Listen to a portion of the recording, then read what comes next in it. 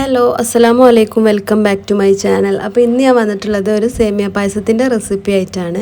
അപ്പോൾ ഇതൊരു 25 ആൾക്ക് കുടിക്കാൻ പാകത്തിലുള്ള അളവിലാണ് ഈ ഒരു സേമിയ പായസം തയ്യാറാക്കിയെടുത്തിട്ടുള്ളത്. അപ്പം ഈ ഒരു വീഡിയോയിൽ കാണിക്കുന്ന അതേ അളവിൽ ഉണ്ടാക്കിയെടുക്കുകയാണെങ്കിൽ നമുക്കൊരു 25 ആൾക്ക് കുടിക്കാൻ പാകത്തിലുള്ള അളവിൽ നമുക്ക് സേമിയ പായസം തയ്യാറാക്കിയെടുക്കാം കേട്ടോ.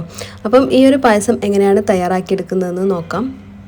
അപ്പോൾ ഈ ഒരു സേമിയ പായസം തയ്യാറാക്കാനായിട്ട് നമുക്ക് പാലൊന്ന് തിളപ്പിച്ചെടുക്കേണ്ടതുണ്ട്.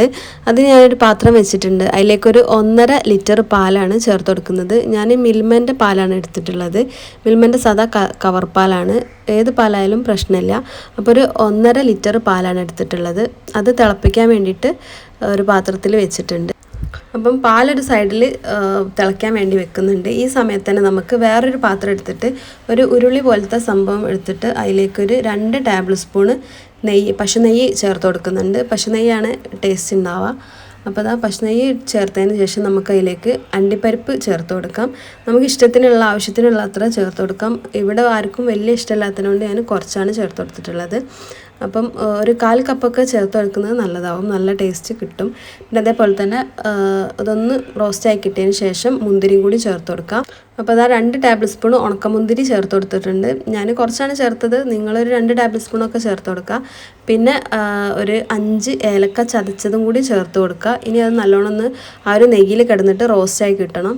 അപ്പോൾ അത് ഏകദേശമൊക്കെ റോസ്റ്റായി കിട്ടിയപ്പം ഈ ഒരു സമയത്ത് നമുക്ക് സേമിയ ചേർത്ത് കൊടുക്കാം. അപ്പോൾ ഈ ഒരു സേമിയ വറുത്തിട്ടുള്ള സേമിയാനാണ് കേട്ടോ.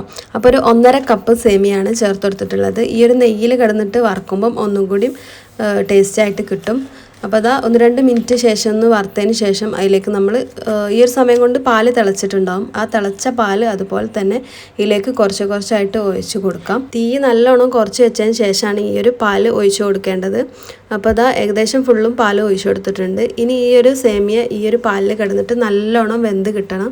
അപ്പോൾ അതാ നല്ലോണം ഒന്ന് ആദ്യം ഒന്ന് ഇളക്കി കൊടുക്കുന്നുണ്ട്.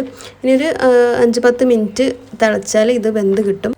ഈ ഒരു സമയത്ത് നമുക്ക് പഞ്ചസാര ചേർത്ത് കൊടുക്കാം. ഞാനൊരു 1.5 കപ്പ് പഞ്ചസാരയാണ് ചേർത്ത് കൊടുക്കുന്നത്. അപ്പോൾ ഈ ഒരു സേമിയ പായസത്തിന് 1.5 കപ്പിൻ്റെ അളവാണ് കേട്ടോ. അപ്പം 1.5 ലിറ്റർ പാല്, 1.5 കപ്പ് സേമിയ, 1.5 കപ്പ് പഞ്ചസാര, അങ്ങനെയാണ് കേട്ടോ. അപ്പോൾ ഇതൊന്ന് 10 മിനിറ്റ് വേവിച്ചെടുക്കുന്നുണ്ട്. അപ്പോൾ ഈ ഒരു സേമിയ വെന്ത് വരുന്ന സമയം കൊണ്ട് നമുക്ക് വേറൊരു പാൻ വെച്ചിട്ട് അതിലേക്ക് 1 ടേബിൾ സ്പൂൺ പഞ്ചസാര ചേർത്ത് കൊടുക്കുന്നുണ്ട്.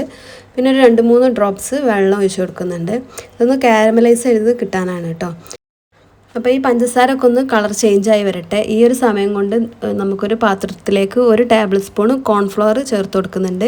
അതിലേക്ക് ഞാനൊരു 2 കപ്പ് പാലിൻ്റെ കവർ ചൊയറ്റ വെള്ളമാണ് കേട്ടോ. അപ്പോൾ ഒരു 500 ml ഉണ്ടാവും. അത് ചേർത്തിട്ട് നല്ലോണം ഒന്ന് മിക്സാക്കി കൊടുക്കുന്നുണ്ട്. അപ്പോൾ ഈ ഒരു പഞ്ചസാര നല്ലോണം കാരമലായതിന് ശേഷം നമുക്ക് ആ ഒരു പാലിൻ്റെ മിക്സ് ഇതിലേക്ക് ഒഴിച്ച് കൊടുക്കാനാണ് കേട്ടോ. അപ്പോൾ അതാ പഞ്ചസാരൊക്കെ ഒന്ന് മെൽറ്റായി വന്നിട്ടുണ്ട്. കളറൊക്കെ ഏകദേശമൊക്കെ ഒന്ന് ചേഞ്ചായി വന്നിട്ടുണ്ട്. അപ്പോൾ അതാ ഒന്നും കൂടി ഒന്ന് ബ്രൗൺ കളറായി വരുമ്പോഴാണ് നമുക്ക് ആ ഒരു പാലിൻ്റെ മിക്സ് ഇതിലേക്ക് ഒഴിച്ച് കൊടുക്കേണ്ടത്. അപ്പോൾ അതാ കളറൊക്കെ ചേഞ്ചായി വന്നിട്ടുണ്ട്. ഈ ഒരു സമയത്ത് നമുക്ക് ആ ഒരു മിക്സ് ഇതിലേക്ക് ചേർത്ത് കൊടുക്കാം. ഇതൊരു 500 ml ഉണ്ടാവും കേട്ടോ. 250 ml കപ്പിന് 2 കപ്പ് പാല് കവർ ചുയറ്റിയ വെള്ളമാണ് കേട്ടോ ഒഴിച്ച് കൊടുത്തിട്ടുള്ളത്. ഇതൊന്ന് പഞ്ചസാര ഒന്ന് മെൽറ്റായിട്ട് വന്നാൽ ആ ഒരു പാല് നമ്മൾ നേരത്തെ തയ്യാറാക്കി വെച്ചിട്ടുള്ള ആ ഒരു കൂട്ടിലേക്ക് ഒഴിച്ച് കൊടുക്കുക. സേമിയൻ്റെ ആ ഒരു പായസത്തിലേക്ക് ഒഴിച്ച് കൊടുക്കുക. ഇനി ഇതൊന്ന് തിളപ്പിച്ചെടുക്കുക കേട്ടോ. ആ ഒരു കളറ് കിട്ടാൻ വേണ്ടിയിട്ടാണ് ഇങ്ങനെ ചെയ്തെടുക്കുന്നത്. അപ്പോൾ അതാ നമ്മുടെ ഏകദേശമൊക്കെ നമ്മുടെ പായസം ഇവിടെ റെഡി ആയിട്ടുണ്ട്. അപ്പോൾ ഈ ഒരു സമയത്ത് ലാസ്റ്റായിട്ട് നമുക്കൊരു 1/2 ടീസ്പൂൺ ഏലക്കാപ്പൊടി ചേർത്ത് കൊടുക്കാം. അതൊന്ന് മിക്സാക്കി കൊടുത്ത് 2-3 തിള വരുന്നവരെ ഒന്ന് ഇളക്കി കൊടുക്കാം. അപ്പോൾ ഇതാ നമ്മുടെ അടിപൊളി സേമിയ പായസം ഇവിടെ റെഡി ആയിട്ടുണ്ട്.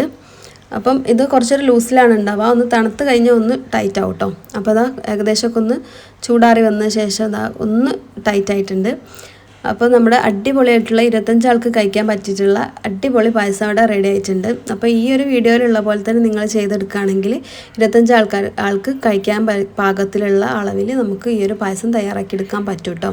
അപ്പോൾ എല്ലാവരും ഇതുണ്ടാക്കി നോക്കിയതിന് ശേഷം ഒന്ന് കമൻറ്റ് ബോക്സിൽ ഒന്ന് അറിയിക്കണേ, എങ്ങനെയുണ്ട്, ടേസ്റ്റ് ഉണ്ടോ എന്നൊക്കെ ഉള്ളൊന്ന് അറിയിക്കണേ. അപ്പം അടുത്തൊരു വീഡിയോയിൽ പുതിയൊരു റെസിപ്പി ആയിട്ട് വരും. അതുവരെ എല്ലാവർക്കും അസ്സലാമു അലൈക്കും.